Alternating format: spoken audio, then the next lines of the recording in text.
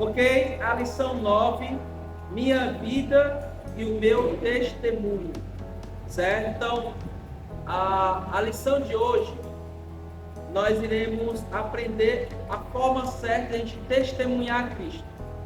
O que é testemunhar Cristo? Testemunhar Cristo é você falar de Jesus, você contar sobre Jesus. O próprio Jesus falou que nós seremos suas testemunhas. Então, existem muitas formas de você testemunhar a Cristo. E essa forma que eu vou aplicar aqui para vocês, que eu vou ensinar para vocês, ele pode ser aplicado tanto, você pode testemunhar tanto pessoas que você conhece, você tem intimidade, tem proximidade, um amigo na escola, né, um vizinho, ou um amigo na rua mesmo que você conhece, como também você pode aplicar com uma pessoa que você não conhece. Conheceu agora, teve o primeiro contato, né? A pessoa que você percebeu que ela não é cristã, ou ela não é evangélica, ou você perceber que a pessoa não é convertida, né? Ela não entregou a sua vida a Jesus ainda, você pode usar essa forma, esse método, tá? Então nós vamos dividir em duas partes. A primeira parte é dar o meu testemunho. Então, a primeira coisa que você vai fazer é você vai contar o seu testemunho. Você vai contar o que Jesus fez na sua vida, tá? O que ele fez? Qual foi a obra que o Senhor fez na sua vida? Como você conheceu a Jesus? Como você passou a conviver com Jesus? É isso que você vai contar para outra pessoa. Lógico que eu vou dar aqui as formas, tá? Que é aplicado para qualquer tipo de pessoa, mas para quem é da igreja desde criança, né? Desde tipo a Tyler, que já nasceu no berço cristão, já desde sempre, entendeu? Então tem algumas coisas que você vai apenas responder, não, eu já nasci na igreja, não precisa responder, tá? Agora, como essa método, essa forma, ela pode ser aplicada para qualquer tipo de pessoa, ok? Então, vamos dividir essa parte do testemunho em três partes, certo? Vamos dividir nosso testemunho em três partes. A primeira parte, você vai falar como era a sua vida antes de conhecer a Jesus. Como era você antes de conhecer a Jesus? Antes de você aprender a palavra, antes de você fazer esse estudo que você está fazendo agora, antes de você fazer o Evangelho de João, como era a sua vida antes? Quem era você antes?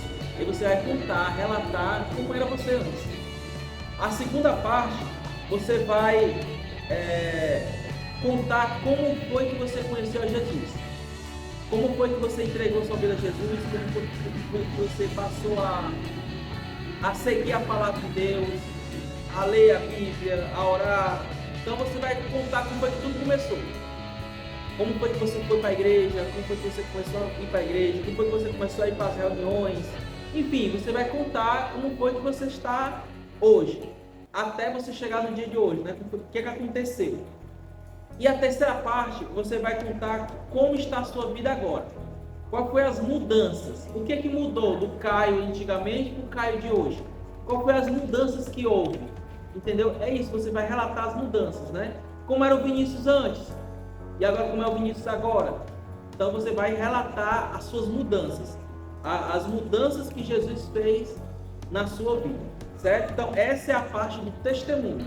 Agora vamos para a segunda parte. Depois que você contar o seu testemunho, e aí a pessoa ficou encantada, legal, gostei de saber disso, muito bom.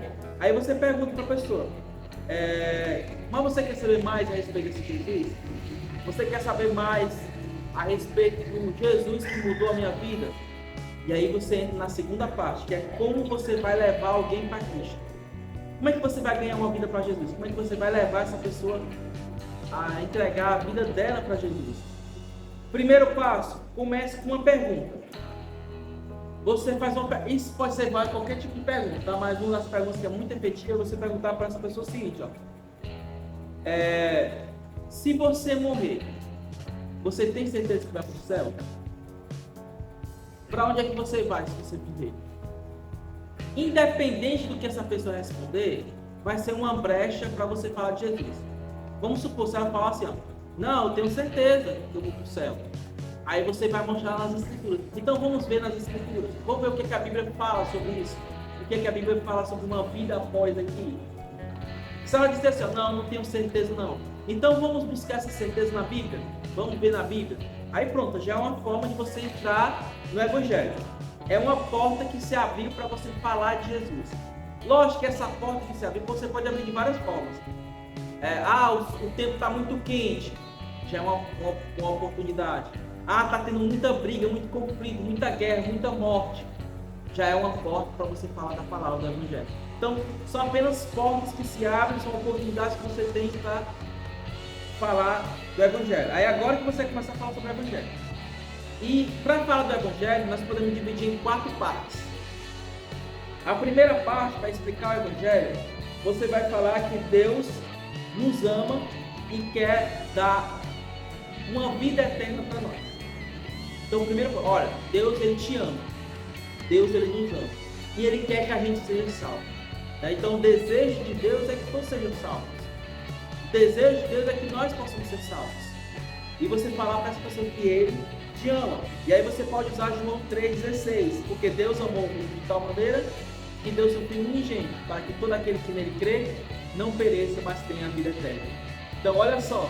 Jesus está mostrando aqui que Deus amou o mundo. Deus amou todas as pessoas. Certo?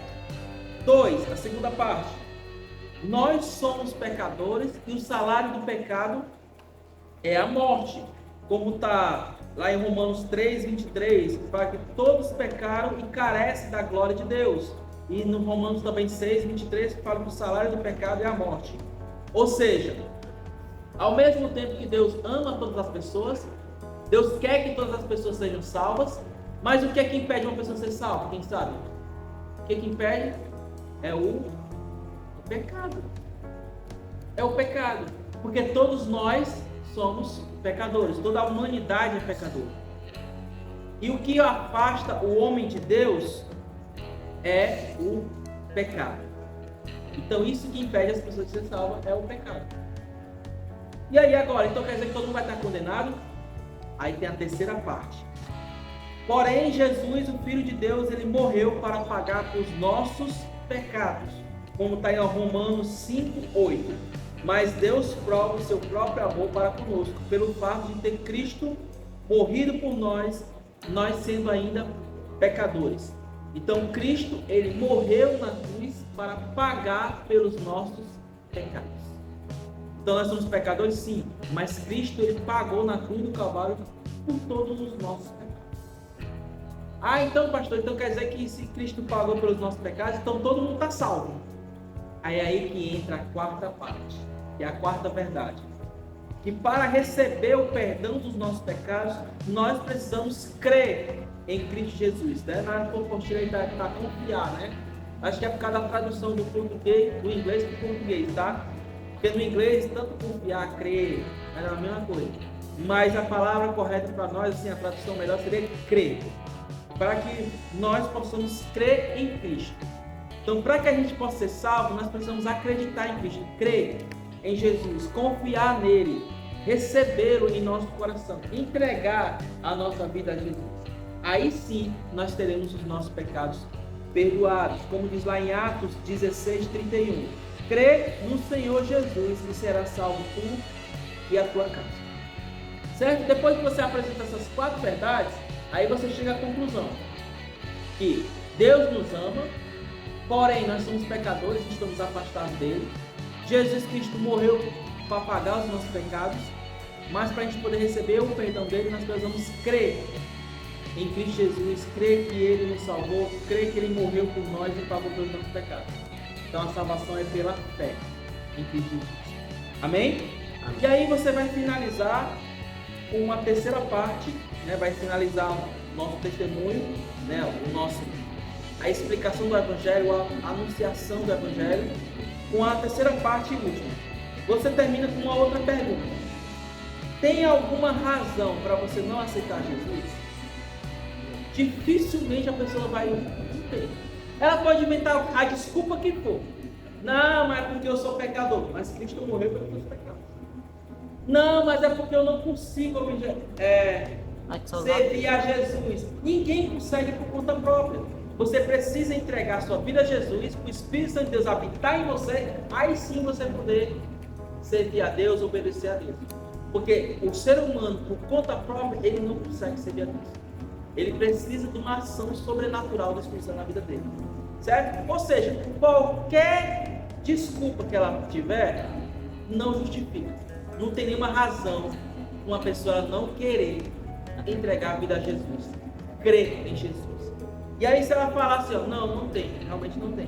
Aí você pergunta, você quer aceitar Jesus? Você quer entregar a sua vida a Jesus? Normalmente a pessoa pode falar assim, e aí você pede, faz uma oração para ela reproduzir, né? Imitar você, repetir. Você faz essa oração que eu escrevi aqui, ó Deus, eu sei que sou pecador, eu creio que Jesus morreu por mim, eu creio em Cristo para perdoar os meus pecados e me dar a vida eterna. Ajude-me a começar uma vida de valor contigo hoje, em nome de Jesus, amém. Simples, curto e grosso, que é só uma oração simples de uma pessoa que ela está entregando a vida dela para Jesus. Aí depois você ora por ela, né? Você faz uma oração por ela e pronto, é uma alma que foi entregue a Jesus. E aí tem todo aquele processo de discipulado, que aí você vai ensinar outras coisas para ela, você vai falar de ensinar, igual como vocês passaram, vai ensinar o Evangelho de João, vai lá, vai estudar o Evangelho de João, fazer todo o processo discipulado, até levar essa pessoa ao batismo. Fazer esse estudo que nós estamos fazendo aqui, depois você pode fazer com essa pessoa. E aí sim, isso é, gente, fazer discípulo. Isso é dar testemunho de Cristo. Foi para isso que Jesus nos chamou. Certo? Então, é isso aí. Finalizamos aqui. Na próxima lição nós iremos falar sobre uma vida vitoriosa com Cristo, que é a lição 10. Ok? Até mais. Tchau.